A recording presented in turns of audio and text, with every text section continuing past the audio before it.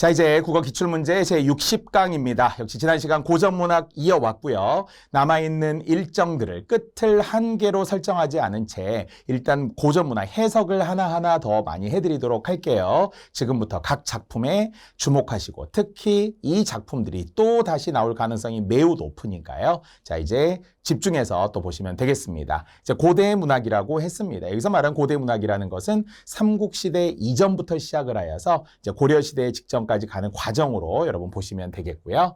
우선은 이제 문제 관련해서 작품들 다 보이네요. 첫 번째 공무도화가입니다. 앞에 설명했던 것처럼 한역시가가 되면서 제목에서 힌트를 삼아야 된다고 했어요. 공, 그대여, 무, 도하, 도화, 강을 건너지 마세요 하고 부른 노래라는 거죠. 그것이 이미 제목 속에 공무도화, 그대여 물을 건너지 마호, 공경도화, 마침내 물을 건너고 말았네. 타하이사, 물에 빠져 돌아가시니 당내공하, 가시님을 어이할거나 라고 완벽한 해석이 되어야 됩니다. 최근 우리 구급시험에서도 한글 없이 이렇게 한역시가를 주더라고요. 그래서 숨어있는 한자 문제까지도 가능해요. 원래 물에 빠져 돌아가신다, 떨어질 타, 우리 타락할 때 이 디귿을 외웠던 한자 기억이 나는데요. 물에 떨어졌다, 물에 빠졌다 라고 하면 되겠죠. 주제는 역시 사별한 임에 대한 슬픔, 이게 죽었다라고 하는 이미 죽음, 사별이라는 게 전제되고요. 또 이 물의 이 이미지를 또 의미를 각각 다양하게 주기도 했었잖아요. 내 사랑 떠나지 마오, 내 사랑 드디어 떠나서 이별했네, 물에 빠져서 죽었으니 이렇게 죽음까지 연결하여서 3번 정도 시험에 활용되기도 했던 공무도화가입니다. 자, 두 번째 서경별곡이니까요. 이제는 고려 소교가 나왔군요. 제목에서 연상할 수 있는 서경에서 이별하는 노래, 특히 서경이라 함은 그 당시로 말하면 소서울인 평양을 말하는 거니까 대동강가에서 님과 이별한, 이미 우리는 주제 이별의 정한이라는 주제가 평범해 보입니다. 이유는 상투적으로 이별의 정한이라고 해석되는 많은 작품, 시대적으로 본다면은 이미 황진이의 시조, 조선시대의 이별의 정한이 흔하고요. 고려 정지상의 한시에서도 이별의 정한이, 그리고 현대시 김소월의 진달래꽃도, 그리고 고려소교 가시리도 주제가 모두 넓게는 이별의 정한이. 하지만 서경별곡 많이 가지고 있는 특징이라면 적극적인 여성 화자라는 점에서 이별을 거부하기 때문에 고려시대의 적극적인 여성상이 잘 드러난다. 이별을 거부한다라는 것은 결국 따라가겠다. 나는 따라갈 거야. 절대 이별할 수 없어. 그래서 내 모든 걸 버리고서라도, 즉 길쌈하던 배짜기 하던 내 직업을 버리고서라도, 내 고향 소서울 평양을 버리고서라도, 모든 걸 다 버리고라도 당신 따라갈 거야. 이렇게 이야기한 적극적 여성상이 잘 나타나 있습니다. 자, 그런데 이게 지방직 7급이라 좀 어려웠는데요. 가와 나를 따로 설명하기도 하고 공통점으로 묻기도 했었습니다만 일단 구절들과 잘 비교해 보았을 때 정답 3번, 가나의 화자 모두 벌어질 상황에 대해 염려하는 마음을 드러내고 있다 이렇게 했어요. 그러니까 이미 그대여 물을 건너지 마오, 마침내 물을 건넜네. 지금 이런 게 이미 예감한 이별들 있잖아요. 김소래 진달래꽃의 첫 구절 역시 이프절이죠. 만약 나보기가 역겨워 가실 때에는 이라는 것은 아직 떠난 건 아니에요. 김소래 진달래꽃의 함정 중에 하나, 이미 떠나간 임에 대해서 슬퍼한다 그런 게 아니에요. 만약 떠난다면, 만약 나보기가 역겨워서 떠난다면 보내드릴게요. 이렇게 예감한 이별이라는 거예요. 자, 가도 마찬가지로 그대여 물을 건너지 마오, 제발 건너지 마세요. 왜? 건널 것 같거든요. 물에 빠져서 죽을 것 같거든요. 그래서 마침내 물을 건너고 말았네요. 예감이 적중이 됐어요. 이렇게 지금 된 거죠. 그래서 결국 염려하는 상황이 이미 있는 거예요. 자, 나도 마찬가지로 대동강 건너편 꽃을 배 타들면 꺾을 거거든요. 누가 님이. 그래서 원래는 이제 전체 3년 중에서 여기에서는 2년만 나왔는데요. 대동강 넓은 줄 몰라서 마지막 3년이 나온 거군요. 대동강 넓은 줄 몰라서 배를 내어 놓았느냐 사공아. 너의 아내가 바람 났는데 왜 다니는 배에 내 몸을 실어 놓았느냐. 내 님은 대동강 건너편 꽃을 꺾을 거예요 라고 염려하고 있다라는 거죠. 건너편 꽃, 다른 여자를 내 님이 만날 거예요. 나는 I am이 아니라 사족 같은 불필요한 말이고요. 내 님은 다른 여자 만날 거예요. 이렇게 예감하고 있다라는 거죠. 그래서 절대 보낼 수 없다라는 무서운 여자의 직감을 이야기하는 거예요. 그래서 결국 염려하는 마음을 드러내고 있다. 모두 맞습니다. 하지만 나머지를 보니까 가해 화자는 님과의 동행을 선택했다고 했는데 사실 가에서는 아직 안 나왔어요. 그냥 가시님을 어이할 거나 하고만 그냥 악기 연주, 공후라는 악기를 연주하면서 슬퍼하는 것이지 아직 뭐 님과의 동행을 선택했다는 거는 알 수 없어요. 단 원래 설화에는 있어요. 가의 설화에 의하면 결국 이것을 지켜보았던 광리자고라는 어부가 보니까 이 여인이 막 슬퍼하면서 남편 따라가다가 결국 아내까지도 물에 빠져 죽는 흔히 말하는 동반 자살을 한 거예요. 야, 되게 무서워요. 동반 자살이. 그 당시에도 결국은 공무도화가의 흔히 말하는 예전 고조선 시절에도 있었다라는 거예요. 그러나 가에서는 알 수 없어요. 그래서 이거는 단정할 수 없고요. 그러나 나는 특별히 님과 이별을 선택한 것부터가 아예 말도 안 되잖아요. 이별을 거부한다고 했어요. 존니노이다. 원래 지문에는 안 나왔지만 울어곰 존니노이다라는 울며 따라가겠다. 적극적인 모습이 나오는 것이지 이별을 그대로 받아들여요. 이건 진달래꽃이나 가시리는 맞아요. 나는 안 됩니다. 자, 가에서 2번도 님과 나와의 재회를 돕는다라고 했지만 정말 모두 해당되지 않죠. 다 이별의 상황이기 때문에 재회를 돕는다면 다시 만날 거예요. 다시 만나게 해줄 거예요. 이렇게 해야 되고요. 관련이 없습니다. 자, 4번도 사실 이 문제의 의도가 어떤 건지는 정확하지 않지만 상대방이 보이는 반응이 희극적 분위기를 조성한다고 했는데 이미 가는 사별이기 때문에 벌써 코믹하다라고 하는 코미디라고 우리가 외래어로도 해석했던 희극적 분위기하고는 아무런 관련이 없고요. 사실 나는 이제 이게 역시 숨어있는 해석의 의도인데 대동강 뱃사공에게 사실은 원망을 해요. 대동강 뱃사공아 왜 내 님 태워다 주니? 내 님이 대동강 건너면 딴 여자 만날 거야. 이 거지 같은 뱃사공아. 이렇게 이제 원망을 하거든요. 하지만 돌려서 말하는 것이기 때문에 실제로는 님에 대한 원망이 있어요. 약간 빗대어서 말하는 골개적인. 물론 그런 의미의 희극적인 요소가 숨어 있다고 봐요. 겉으로는 없지만 내 님아 왜 강을 건너니?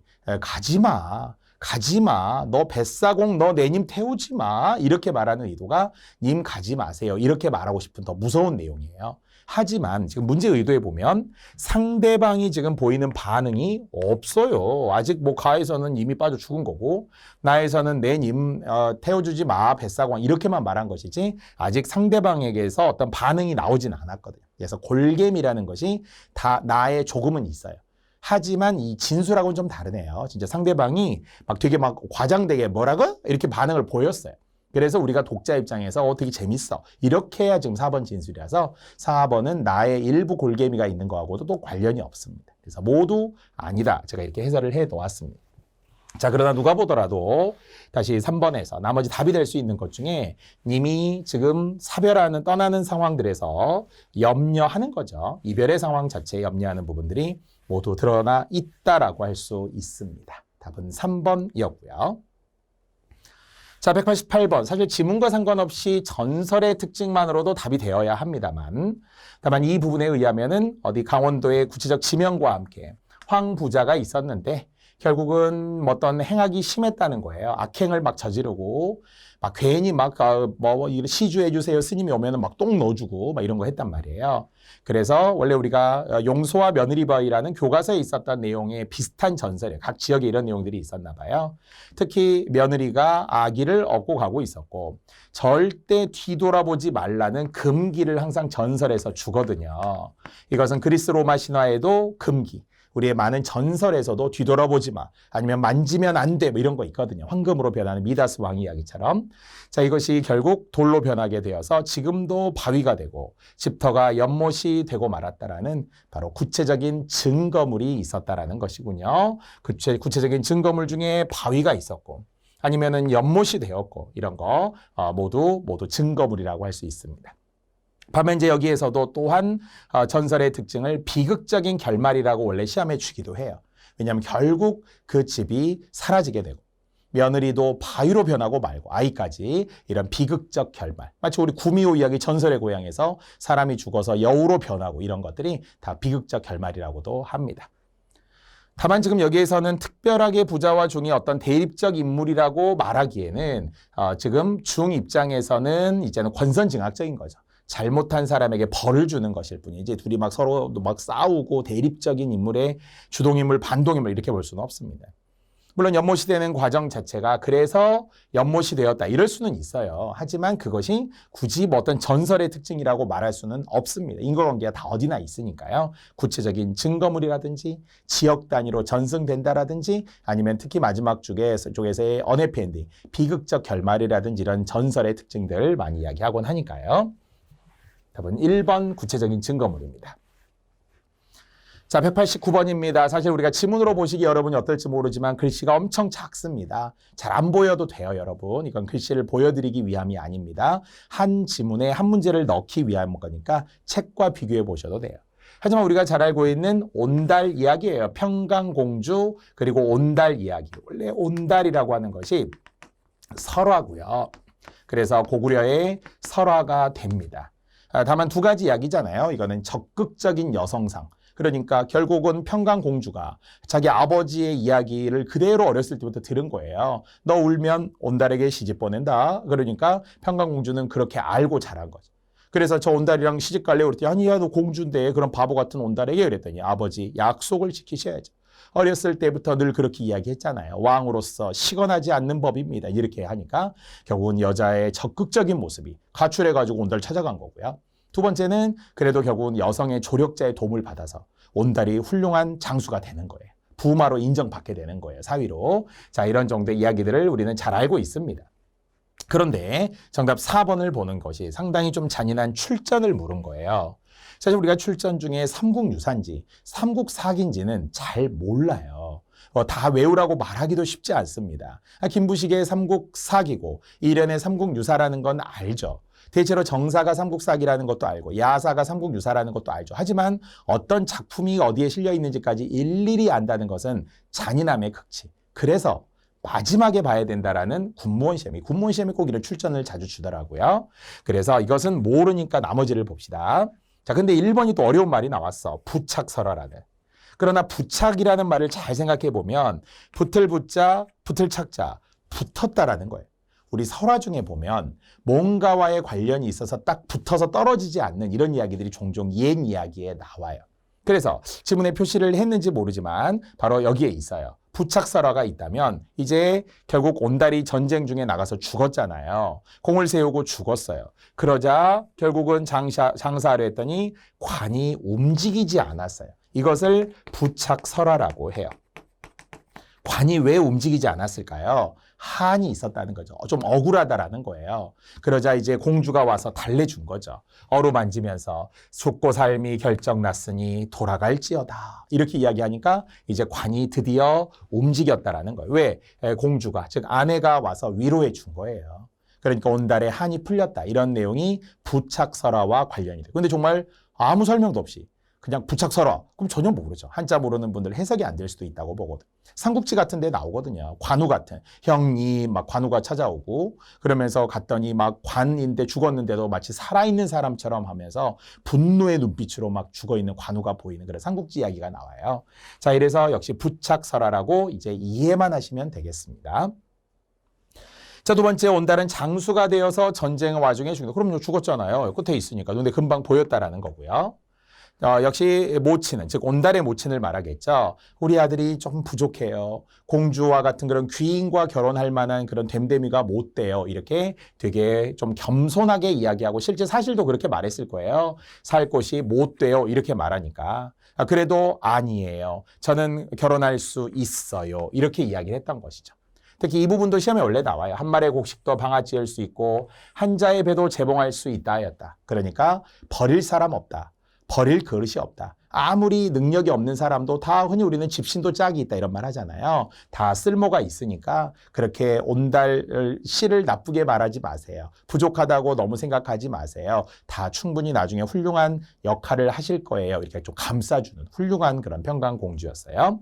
그래서 결론적으로 우리 정답 4번에 삼국 아까 유사라고 했는데 삼국유사가 아니라 삼국사기 열전. 원래 열전이라는 것이 삼국사기밖에 없거든요. 김부식이 써놓은 삼국사기에 이런 아까 인물들의 이야기를 쭉 나열해 놓은 게 열전이라고 했잖아요. 그래서 결론은 삼국사기에 수록되었다라는 겁니다. 자, 다만 우리가 삼국사기, 삼국유사 이야기가 또 어디에 시험에 나오냐면 향가.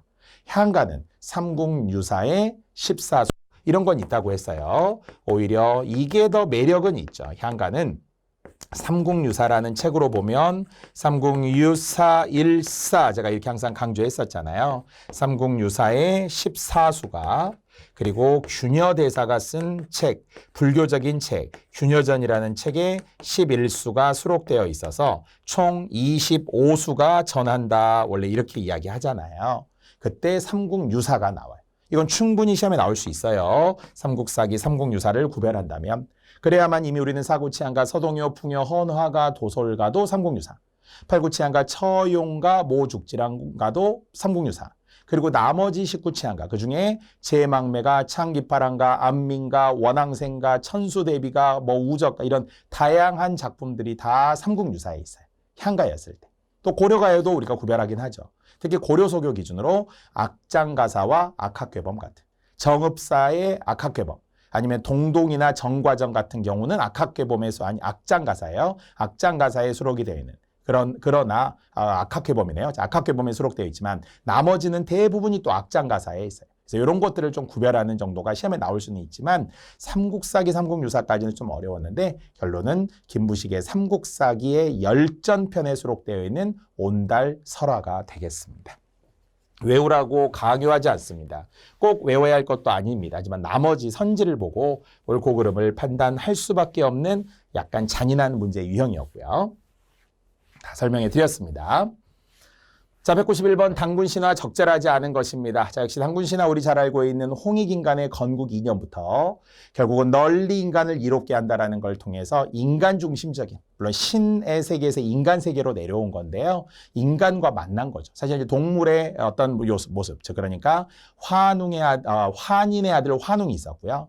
환웅이 결국은 누구를 만나? 웅녀와 만나. 웅웅 만난 거예요. 웅웅. 환웅과 웅녀가 곰이 만나서 결국은 사람, 단군을 낳게 되었고 그래서 기자 조선을 세웠던 우리가 개천절이라고 하는 것이 결국 단군의 자손이라는 걸 우리가 믿고 싶은 거죠. 이것 또한 제목 그대로 신화. 신화는 신들의 이야기, 우리의 건국 신화가 되겠습니다. 자, 그런데 얼뜻 보면 비슷했지만 우리 민족이 세운 최초의 국가인 고조선의 신화라는 것까지가 다 맞아요. 하지만 딱 하나 천지창조 신화가 아니라는 이야기죠. 천지창조라는 것은 말 그대로 혼돈 상태, 카오스 상태였다가 코스모스, 질서가 되어서 어떻게 되었느냐. 이것은 우리가 어디에 많이 나오는 거예요? 그리스 로마 신화에 이런 게 나오는 거죠. 그리스 로마 신화에 나오는 것이 결국은 대부분 천지창조 신화예요. 아무것도 없었는데 티탄이라는 게 있었고 그 다음에 우리가 알고 있는 이제 제우스가 있었고 프로메테우스가 밑에 계속 나오고 이런 여러 신들의 이야기 이게 대부분 천지창조 신화입니다. 근데 우리는 무슨 신화라고요? 건국 신화라고 해야 된다는 거지. 그래서 우리가 알고 있는 현재 남아있는 신화들은 대부분 건국 신화입니다. 당연히 주로 난생설화, 알에서 태어난 주몽신화가 그렇습니다. 석탈의 신화가 그렇습니다. 박혁것의 신화가 그렇습니다. 이런 것들이 대부분 우리가 이제 난생설화와도 많이 관련이 되거나 이런 건국신화 이야기를 한다는 거죠. 나머지 그대로 홍익인간부터 그런 당시의 사회 성격 등과 환웅, 웅녀, 웅의 결합이라고 했으니까요. 천손에 의한 건국이라는 되게 천명성, 어떤 신성성, 어떤 그런 위엄성을 우리가 강조하려고 하는 좋은 의미가 있겠죠. 위엄성을 이야기했습니다. 자, 192번은 이제 삼국유사에 수록되어 있는 바로 석탈의 신화가 되겠군요. 그래서 역시 다양한 신화들 중에서도 가락국에 왔는데 어쩌고 이런 이제 신화였는데 워낙 선지 자체가 쉬웠어요. 하늘이 나에게 명하여 이걸 뭐라고 한다고 했어요? 천명이라고 했어요. 천명. 하늘이 나에게 명한 거잖아요. 저는 우리 공무원 시험 준비를 하는 분들에게도 그런 천명성이 있었으면 좋겠다는 거예요. 그래도 내가 이게 내 운명이구나.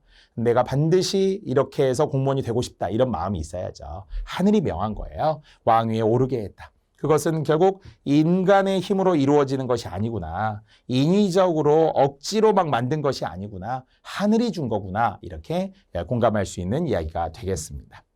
자, 그런데 딱 하나 오답이 1번에 있었어요. 자, 1번을 보면 알을 낳았는데 그래서 탈해, 알에서 벗어났으니까 탈해라고 하였다라는 석탈의 설화를 이야기하는데, 자, 그런데 결국은 신비한 출생도 맞고요.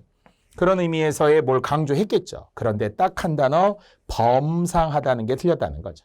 신비한 출생은 범상한 게 아니죠. 결과적으로 우리가 아는 반대의 단어 한번 해봅시다. 평범한 것. 이것을 흔히 우리는 범상하다고 하죠. 평범한 것이 범상한 거고요. 그것의 반대가 비범한 거죠. 이제 평범하지 않았으니까. 그래서 학생들이 이 단어를 헷갈린 거죠. 비범한 것을 우리는 뭐 특출하다, 홍길동 말이에요. 그래서 홍길동 이야기는 이미 우리가 잘 알고 있는 하나를 들으면 열을 알았어요. 문일치십이에요. 주머니 속의 송곳이에요. 결국 우리가 알고 있는 낭중지추예요. 낭중지추이면서 특출이면서 우리가 백미라고 하듯이 뛰어나다라고 하듯이 말이죠. 그래서 평범하다, 범상하다. 이제 평범하지 않은 게 범상치 않은 거죠. 백범일지에서 말하는 김구 선생님이 백범이라고 호를 정한 이유도 나는 백정과 같다. 신분이 낮은 평범한 사람이다. 평범하다. 무릎범자지만 평범한 사람이에요. 이렇게 이름을 겸손하게 붙인 거예요. 호를 겸손하게 붙인 거예요. 그래서 단어 하나 때문에 범상이 아니라 오히려 비범함이다. 이렇게 해야 맞았겠죠. 비범하다. 범상과 비범은 전혀 다르니까요. 반대죠. 자, 나머지는 이제 뭐 3, 4번이 확실하게 틀렸다라는 것을 눈으로 금방 확인할 수 있습니다. 자, 이래서 옳은 것은 2번이었고요. 단어 하나, 범상, 평범, 비범 이런 관계에서 헷갈리지 않아야 합니다. 자, 이제 정읍사고요. 백제가요라는 데서 출발을 했죠. 우리는 항상 주제부터 의의까지 암기가 되어야 할 정읍사입니다. 주제가 이미 행상 나간 남편의 무사 귀환을 기원하는 그런 행상인의 아내 이야기고, 의의를 원래 3가지로 보았어요. 여기에도 언급되어 있지만 현재 전하는 유일한 백제가요라고 문학적으로 평가됩니다. 물론 백제가요 중에서도 또 새로 발견된 숙세가라는 작품이 있기는 해요. 하지만 그거는 문학적으로 인정을 하지 않기 때문에 현재는 그냥 정읍사 하나만. 그리고 한글로 기록된 가장 오래된 작품. 참고로 한글로 기록됐다는 것은 백제가요가 구전되어 고려를 거쳐 그리고 조선시대에 와서 기록이 되었다는 거예요. 그렇죠? 그래서 한글로 기록된, 특히 아까도 했지만 악학괴범이라는 문헌에 기록된 역시 백제가요. 그러면서 형식상 시조의 원형이라는 말을 3장 6구, 후렴구를 제외하면 3장 6구로 되어 있기 때문에 시조의 원형이라고 해요. 그렇다고 시조라는 게 아닙니다. 그냥 정읍사는 정읍사라는 그냥 백제가요일 뿐이지 어떤 특정 장르로 말하지는 않습니다. 자, 그런데 옳지 않은 것에서의 말도 안 되죠. 남편 빨리 오세요 이런 거지 뭐 주문을 거는 주술성도 아니고 집단적인 것도 아니라는 이야기죠. 자, 그래서 이렇게 됐다면 아까 우리 구화, 수기현야, 약불현야, 번작이 끽야라고 했었던 주술성과 집단적, 이건 딱 봐도 구지가예요, 구지가. 그렇죠? 그래서 구지가를 제외하고서는 다 틀리다 이렇게 봐야 됩니다. 다만 문제와 상관없이 이게 어법에 안 맞죠. 문제와 이게 서울시 문제다 보니까 아쉽게도 어법에 맞지 않는 구절이 하나 나오긴 했는데요. 불려졌다가 틀린 이유는 뭐예요?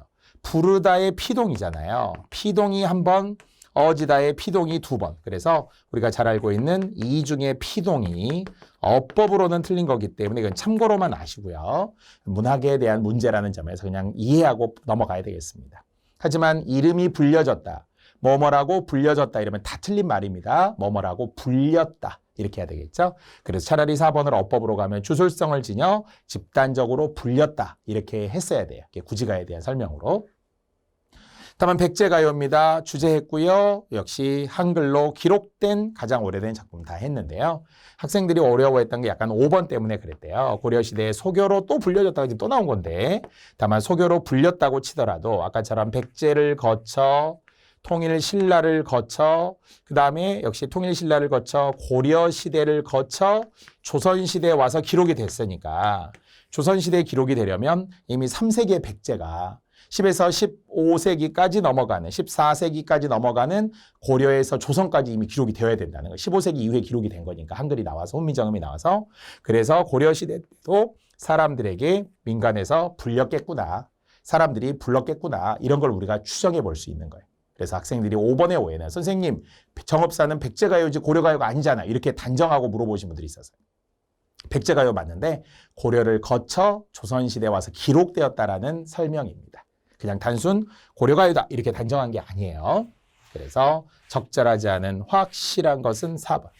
그래서 뒤에 문제로도 또 나오지만 이 주술성이 있냐 없냐 하는 것만 가지고도 작품으로 성격으로 구별하기도 하니까 1순위는 구지가. 그러나 해가라는 작품 역시 한역가요에 원래 있긴 한데요. 구지가의 아류라는 점에서 문학적으로 언급은 잘 안 돼. 하지만 거부가 수로 부인을 내놓아라 하듯이 이것도 주문을 거는 거예요. 머리를 내놓아라의 구지가와 비슷한 구성이고요.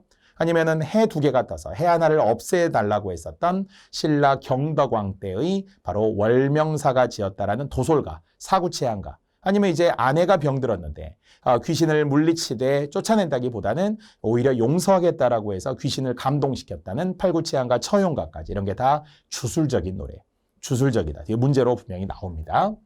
정업사와 관계가 없었네요.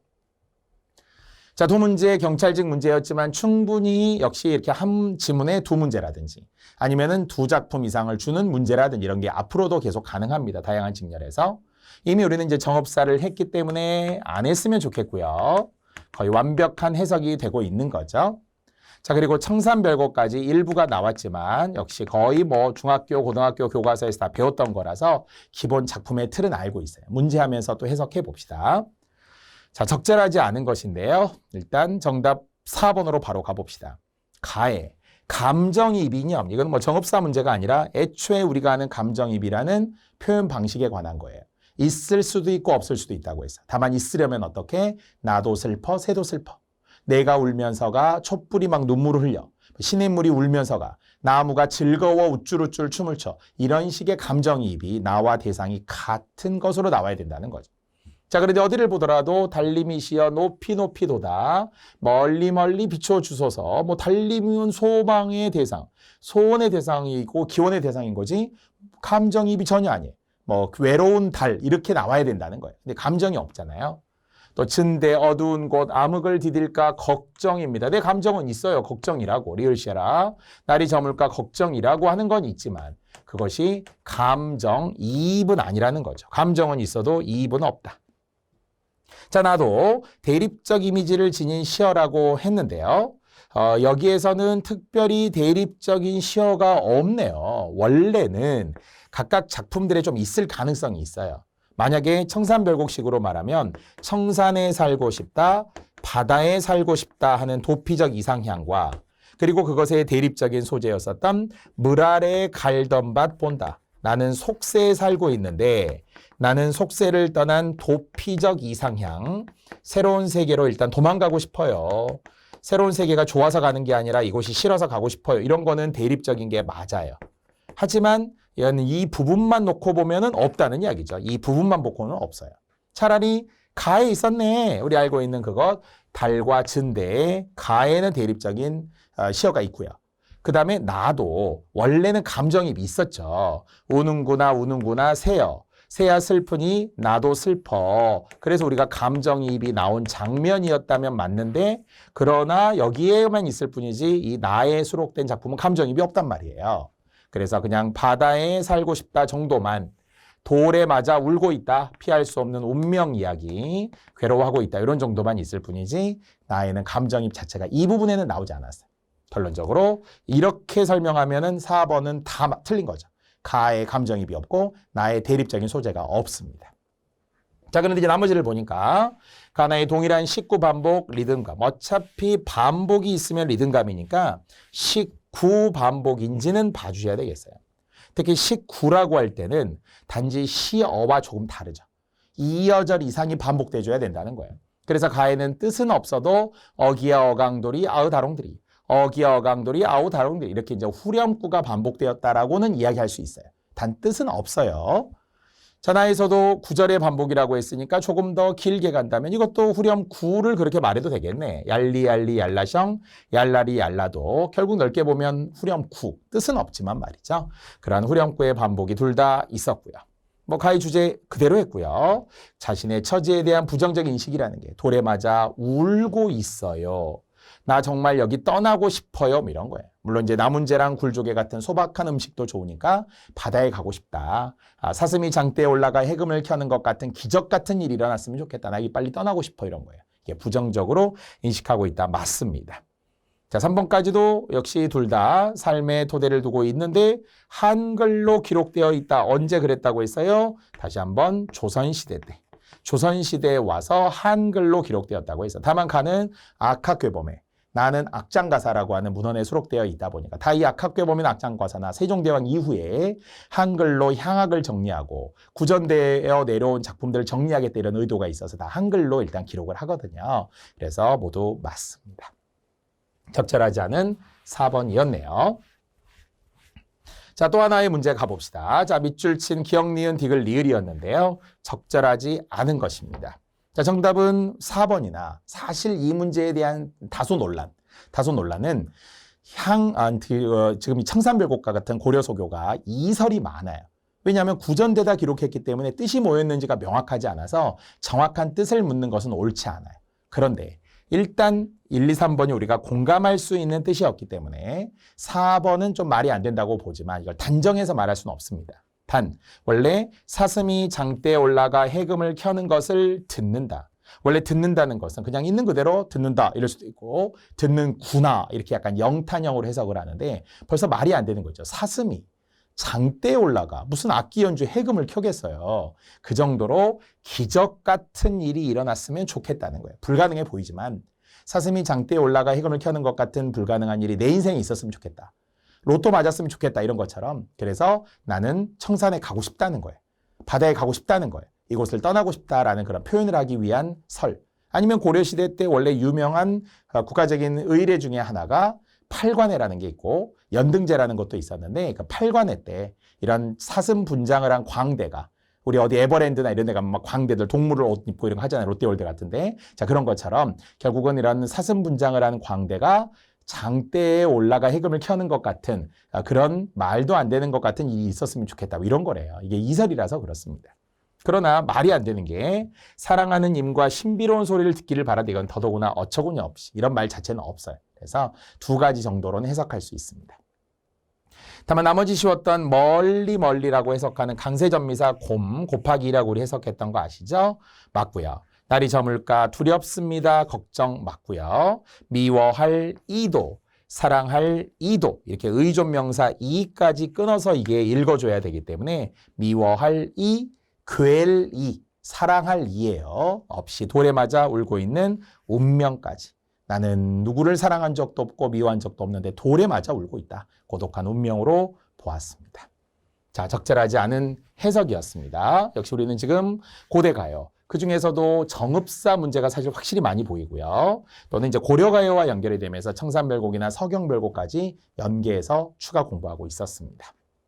그래서 아까처럼 듣는다, 듣는구나 이런 것은 뭔가 기적 같은 일이 일어나기를 바라는 절박한 마음이라고 해석하는 게 일반적 대세, 교과서에 이렇게 많이 나와 있습니다. 자, 205번 아까 설명하던 그 주술적이라는 말이 여기에 나오는 거잖아요. 그래서 뭔가 신성하고 예언적인 힘이 있다고 생각을 하고 촉담도 나오고 제일 중요한 키워드는 주술적이라는 이야기군요.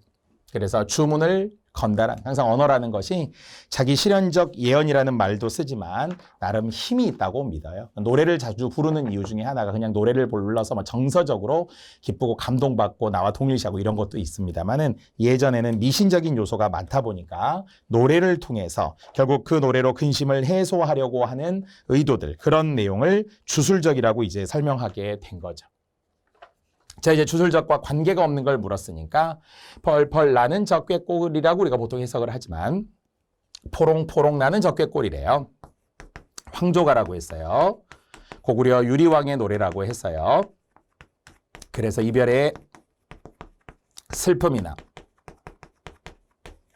외로움과 관련이 되겠죠. 자, 그러나 이제 나머지는 모두 주술적인 노래 맞습니다. 역시 굳이가 안 해도 되고요. 같은 거부가지만 수로 부인을 내놓아라고 했던 바다 해자의 해가라는 작품 자체도 이것도 굳이가의 아류작으로서의 이것이 주술적인 노래 맞습니다. 아까 처용가까지 동경 밝은 달에 아내가 병에 들었던 그러나 빼앗아 갔는데 할 수 없지 뭐. 어찌 하겠는가 빼앗은 것을 내 어찌 하리 있고 이렇게 약간 체념하는 어조로서 주술적인 노래라는 이야기죠. 그래서 주술적이다에 해당하는 작품들을 3편 주었고요. 이별의 어떤 슬픔, 개인적으로 이별한 그런 외로움을 다룬 내용과는 아무런 관련이 없었습니다. 자, 이렇게 해서 우리는 또다시 고대 어떤 문학을, 고대 가요들을 포함하여서 고전 문학 속에 포함된 문학의 일부였고요. 자, 3번째 근대 이전의 문학으로 바로 들어가겠습니다. 자, 근대 이전이라는 것은 이제 1894년 가보개혁 이전까지 다 고전 문학이라고 여러분이 생각하면 되겠고요. 크게는 고려, 조선 정도까지를 제가 타이틀로 정한 겁니다. 자, 209번. 표면적으로는 살짝 어려웠어요. 이게 국회직에서 의도적으로 준 어려운 한림별곡이긴 합니다. 자, 앞에서도 살짝 설명했던 한림별곡은 고려시대 때 경기체가였고요. 한림의 유생들이 불렀다 그래서 한림별곡이라고 합니다. 자, 고려 경기체가라는 것은 귀족층의 노래라는 향유계층, 향수계층으로 설명을 하면서 원래는 전체 8년으로 되어 있는데 전체 주제 정도는 외우면 좋아요. 이게 한림별곡의 주제를 외우기가 어렵잖아요. 2가지로 항상 제가 써드립니다. 첫 번째, 원래는 귀족들의 학문적 자부심이에요. 학문적 자부심을 설명하면서 나 책 많이 읽었다, 나 선생님 훌륭한 선생님의 제자다 이런 자부심, 부심이 넘칩니다. 그래야만 후렴구 위경기 어떠하니 있고 그러한 광경 그것이 어떻습니까? 좋지 않습니까? 이렇게 엄청 자랑하는 거예요. 자, 2번째는 귀족들의 향락적 풍류 생활이에요. 기생들하고 술 마시고 막 손잡고 논다 이런 풍류 생활, 향락적 풍류 생활을 약간 나쁜 의미로 말하면은 퇴폐적인 거예요. 향락적이라는 말 자체가 꼭 좋은 의미, 막 기쁘고 재밌고 놀고 이런 게 아니고요. 약간 지금으로 말하면은 막 어떤 재벌 2세들이, 재벌 3세들이 막 술집 빌려가지고 막 마약하고 놀고 이런 거 있죠. 약간 그런 부정적인 느낌의 퇴폐적인 거예요. 음란한 거예요. 나쁜 의미로. 그런 것들을 자기들끼리 좋아서 막 하는 거예요.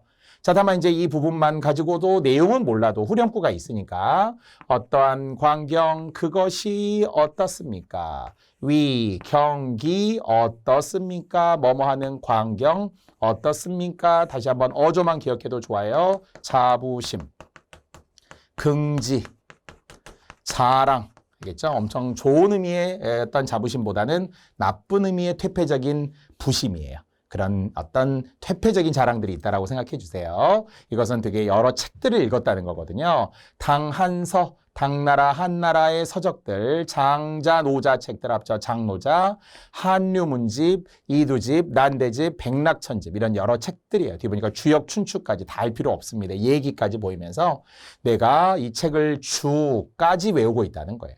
우리 같으면 내가 책을 외웠는데 어디까지 외웠냐면 각주까지 외웠다는 거예요. 밑에 추가 해설까지도 다 외웠다는 거예요. 엄청 자랑이에요. 뭐 책 많이 읽었으니까 좋겠죠. 다 외웠으니까 얼마나 책을 많이 봤겠습니까? 그런 학문적 자부심이라고 여기는 보면 뭐 퇴폐적 이런 건 여기는 아니고요.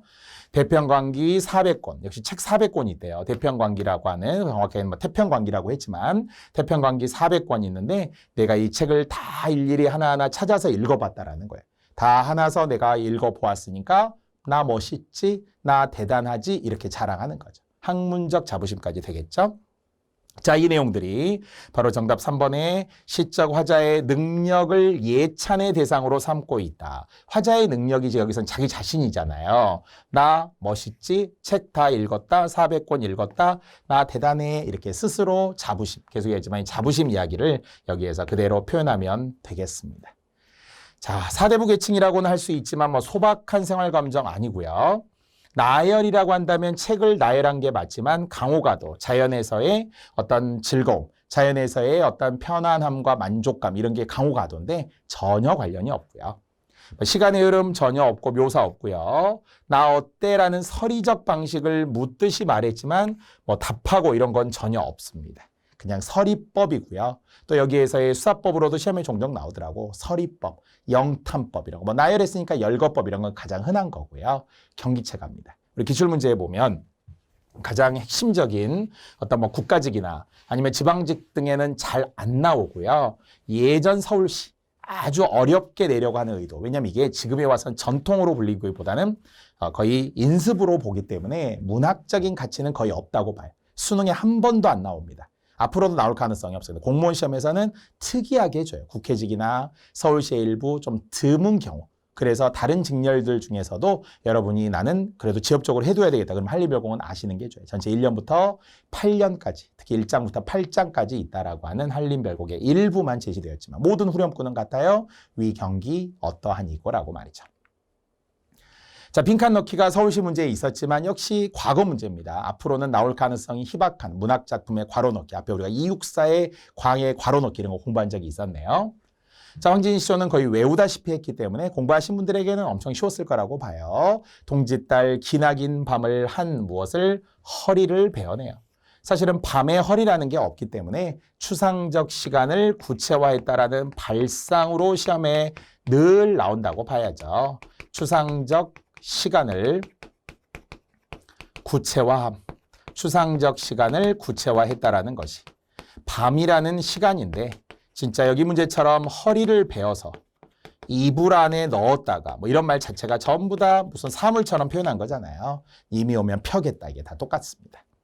그래서 무슨 이불 아래, 봄바람 이불 아래, 춘풍 이불 아래 고 서리서리 넣었다고. 왜 지금은 겨울인데 님과 함께 따뜻하게 지내겠다 이런 표현이에요. 애정 어린 표현이라고 봐야 되겠죠. 어로님 오시면 굽이굽이 펴리라. 이렇게 어로님, 그리우님, 꽁꽁언님 뭐 뜻은 두 가지로 다 해석이 돼요. 해석이 정확하지 않아서 그래도 대충 그리우님 오시면 이 밤을 님과 함께하고 싶다. 굽이굽이 펴리라라고 했던 님에 대한 그리움을, 기다림을 표현했던 역시 우리 문학적인 가치가 매우 높아요. 순우리말 중심으로 되어 있고요. 황진이를 그냥 단순한 기녀로 보는 게 아니라 문학성이 높은 나름대로 문학을 잘 지은 그런 정서적으로 풍부한 여성으로 우리가 해석을 한다는 거잖아요. 그래서 황진이의 나머지 다른 시조들도 우리 시험에 언제나 또 잘 활용되고 있습니다. 자, 정답 1번의 허리와 춘풍까지 넣었고요. 자, 221번입니다. 자, 옳지 않은 것입니다. 오늘은 여기까지만 일단 할게요. 211번까지 한 문제만 더 우리 집중해 주세요. 엄청 중요해서 그렇습니다. 자, 제목에 만흥이라고 하는 것을 원래는 넘치는 즐거움이라고 했어요. 그러니까 뭔가 흥 딱 들어가면 흥이 넘치고 좋잖아요. 이것이 만흥이 되는데요. 왜 넘치는 흥겨움이냐? 자연에서 말이죠. 물론 사실 윤선도로 보면은 유배지에서 광해군 때 유배지에서 쓴 작품들이 많은데도 자연이 좋아요. 자연이 좋아요. 이렇게 순우리말을 포함해서 즐겁다. 매우 좋다. 이렇게 이야기합니다. 자, 시조 다 해석합시다. 산수간 바위 아래 띠집을 짓는다니 그 모르는 남들이 웃어요. 비웃었다라는 거죠. 한자로는 조소라고 하면 좋다고 했어요. 내가 시골에 산다고 하니까 남들이 비웃었다라는 거죠. 하지만 어리고, 물론 이때는 어리석고겠죠. 어리석고 시골뜨기의 뜻에는 내 분수인가 하노라 안분지족을 주었네요. 물론 겸손한 표현이라는 거예요. 하지만 나는 보잘것없어서 도시에서 살 자신이 없어서 한양에서 벼슬하고 살 자신이 없어서 어리석고 시골뜨기라서 그냥 내 분수에 맞아 이렇게 자족하는 걸 오히려 긍정적으로 표현한 거죠. 자, 보리밥 풋나물부터도 안분지족이네. 나는 만족해요. 소박한 음식 알맞게 먹고 바위급 물가에 슬카지. 물론 슬카장. 지금의 해석은 실컷이에요. 의문이 겹치죠. 실, 컷 이렇게 외울 수 있어요. 논다. 만족하겠다는 거죠. 그 밖에 여남은 일들은 부러워하지 않겠다. 항상 고전에는 이런 서리법이 많으니까 있으랴 그러면은 없다. 부러워하지 않겠다. 이렇게 해석을 해야죠. 시험에 나올 수 있는 그 여남은 일이라는 것은 나에게 안 좋은 거죠. 왜냐하면 이것은 흔히 말하는 뭐 세속적인 부귀 영화 같은 거 있잖아요. 명예 같은 거 있잖아요. 아니면은 그 이외에 무슨 뭐 벼슬 같은 거 있잖아요. 나는 노관심이라는 거예요. 노관심. 관심이 없어요. 이렇게 말이죠. 그래서 나는 그 밖에 남은 일들에 대해서는 전혀 관심이 없어요. 자, 또 시험에 엄청 잘 나오는 잠들고 혼자 앉아 먼 산을 바라보니 그리던 님이 온다 한들이라고 꼭 해석해야 된다고 했어요. 그리던 님이 와서 반가운 게 아니라 산을 바라보니 반가운. 지금 처음부터 끝까지가 다 자연이잖아요. 자연이면서 동시에 속세와 떠나 있다라는 표현을 계속 강조하는 건데 갑자기 님이 와서 반갑다. 이건 문맥에 맞지도 않아요. 일관성, 통일성을 가지고 보세요. 나는 잠들고 혼자 앉아 시골에서 자연에서 저 산을 바라보니 좋구나 이거죠. 좋구나. 그리던 님이 아무리 찾아온다 하여도 양보절이죠. 그렇다 한들 반가움이 이것보다 좋겠느냐. 산에서 있는 것보다 좋겠느냐. 말씀도 웃음도 아니야 해도 뭐가 산이 나는 이 산을 못내 좋아하고다. 하노라 산은 나에게 오라 하지 않아요. 유혹하지 않아요. 근데 나는 이 산이 참 좋아요. 이렇게 말이죠. 자, 누군가가 어떤 사람이 말하기를 삼공보다 낫다 하더니 뭐가? 이 자연에서의 생활이 바로 삼공. 좌의정, 우의정, 영의정, 삼공보다 비교격 보다가 있네요. 조사. 낫다 하더니 정말 사실이로구나 하고 긍정하는 거죠. 누군가 말하기를 야 벼슬보다 자연이 더 좋대 이렇게 말했는데 사실이라는 만대의 수레라는 것은 사전적으로 보면 부귀영화를 말해. 우리 같으면 자동차가 10,000대 있는 거예요. 그런 사람은 없겠죠. 자 그런데 자동차가 10대 있는 사람보다 나는 더 좋아. 10,000대의 수레보다 더 좋아. 이렇게. 이제 생각해보니 소부허유가 잘 생각한 것 같아. 영리하다라는 긍정의 의미로 해석하라고 했어요. 이게 중국에 고사가 없으면 틀리는 문제이기 때문에 중국에 고사 넣어서 갑시다. 중국의 소부허유는 옛날 요순시대 중국의 전설 속의 인물인데요. 실존 인물은 아니지만 중국의 고사에는 있어요. 요 나라 임금이 결국 태평성대의 나라를 누구에게 허유에게 물려주려고 했대요. 그때 재상이었던 허유에게 네가 이 나라 가져. 이제 네가 내 대를 이어서 왕이 돼. 그랬더니 저는 싫어요. 저는 그런 세속적인 욕심 싫어요. 저는 그냥 산에 들어가 살래요. 이렇게 하면서 안 들은 걸로 할래요 하고 귀를 씻고 물에다 귀를 씻고 그리고 평생 기산영수라는 곳에 살았대요. 자연을 즐겼다는 거예요. 욕심이 없었다는 훌륭한 인물이에요. 그때 마침 소를 끌고 가던 소부에서 소를 연상합시다. 전혀 관계는 없는데 우연히 소를 끌고 가다 소가 그 귀로 씻은 물을 먹으려고 하니까 먹지 마 더러워. 나도 허유처럼 살고 싶은 사람이라서 소부라는 사람이 나는 욕심이 없어 이렇게 말했던 거예요. 그래서 결국 이 두 사람이 모두 다 무욕의 대명사, 자연친화의 대명사. 속세의 가치에 연연하지 않는 분으로 엄청 유명한 사람이라고 중국에서는 알려져 있는데 이제 생각해보니 소부허유가 영리했구나. 나도 소부허유처럼 살고 싶구나 이런 말이에요. 나도 소부허유처럼 살고 싶다. 자 이게 이제 의역이 되는 거니까 이 말 자체가 어떤 의미인지를 알아야 돼요. 나도 소부허유처럼 자연에 들어가서 살고 싶다. 그렇죠? 아마도 임천한응을 이 자연에서의 한가하게 지내는 흥겨움이 만흥이 나온 거죠. 비할 데가 없다. 자연 좋다. 끝이에요. 일관된 이야기죠. 내 천성이 게으른 걸 하늘이 알아서 인간 만사를 하나 일도 아니 맡겨 다투리 없는 이 강산을 지키라고 하였다. 사실 이것은 약간 도치적 발상인데 하늘이 나에게 아무 일도 맡기지 않았다. 이런 게 아니라 나는 크게 욕심이 없어서 자연에서 그냥 편안하게 지낸다. 이런 말을. 하늘이 나에게 일을 맡기지 않았다는 거예요. 도치적 발상. 마치 우리는 상춘곡의 마지막 장면 공명도 날거리고 부기도 날거리니 청풍명월 외에 어떤 것이 있사올 거와 비슷한 구절. 어쨌든 한마디로 말하면 자연친화. 끝. 알겠죠? 자연친화로 해석해야 되는 만흥입니다. 자 이제 가나다라 막 각각의 오지선다를 주었던 국회직 문제의 상. 해석이 안 되면 상이니까요. 고전에. 그래서 가나다라에 주목해서 제가 분명히 설명했어요. 자연에서의 삶에 대한 자부심과 만족감 좋아요. 그러나 소부허유보다 낫다 이게 아니네. 바로 해석해드렸던 이유가 여기에 있네요. 나도 소부허유처럼 살고 싶어요. 그분들이 참 대단했던 것 같아요. 소부허유가 참 영리한 분들이셨어요. 잘 생각했어요 라고 하는 것이지 야 내가 소부허유보다 나 이렇게 말한 것은 아니죠. 아까 비교 형태가 있다면 여기는 하나 있었어요. 남들이 말하기를 바로 자연에서의 생활이 삼공보다 낫다더라. 그럼 나도 삼공보다 나은 거잖아요. 좌의정, 우의정, 영의정, 벼슬 다 필요 없어. 저 국회의원들 봐봐. 얼굴 막 찌들어가지고 나는 그냥 내 생활이 자연에서의 생활이 만족해. 이렇게는 자랑스러움이 있을 수 있으나 그렇다고 여기에서는 소부허유처럼 살고 싶은 소망이기 때문에 굳이 뭐 자부심, 만족감, 뭐 이 자부심도 이 앞에는 있을 수 있어요. 라의 일부 있을 수 있습니다만 소부허유보다 낫다라는 말은 아니라는 거죠. 자, 이제 나머지 보니까 다 아는 거예요. 그래서 아까 라를 이렇게 제가 고쳤어요. 나도 소부호유처럼 살고 싶다. 자, 이 표현이 진짜 중요해요. 소부호유를 모르면 무조건 틀리더라고요. 자, 이제 가 했습니다. 아까 겸손한 표현이라고 했어요. 어리석고 시골뜨기의 뜻에는, 보잘것없는 내 뜻에는 그냥 만족해요. 이렇게 했지만 겸손인 거고. 아까처럼 안빈낙도, 안분지족 다 관련되어야 돼요. 안빈낙도라는 것은 가난하지만 도를 즐겨 소박한 음식에 안빈낙도 만족하면서 분수를 지킨다, 이런 느낌이죠. 또는 아까 연함은 일들이라고 하는 것이 어떤 부귀영화, 벼슬, 인간의 많은 일들에 대해 나는 관심이 없다. 부귀영화, 세상의 세속적인 가치 나는 관심이 없다, 이런 거 있잖아요. 역시 그리던 님보다도 산이 반갑다라고 해석할 수 있어야 된다고 했어요. 그래서 서리적 표현까지 이러하리야 이렇게 해석했으니까요. 마지막에 다 하늘의 뜻이에요. 그래서 인간 세상은 나는 싫어요 이렇게 말한 거잖아요. 인간 세상을 하나의 일도 맡기지 않고 나는 강산을 지키라고 하였다. 그러니까 인간과 자연이 대비된다고 할 수 있겠습니다. 자, 어떻습니까?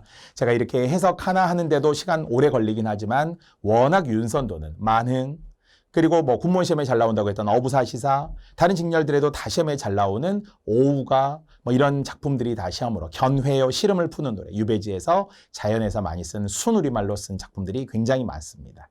자, 이렇게 이것도 뭐 한자어가 있잖아요. 있지만 있는데 순우리말의 사용이 훨씬 많다는 거죠. 조선 후기의 문학성이 높은 전기의 정철, 후기의 윤선도. 역시 어떤 시험에서도 여러분 시험 결과를 딱 놓고 봤을 때 정철이나 윤선도의 작품이 하나 정도는 수록되어 있을 가능성이 높아요.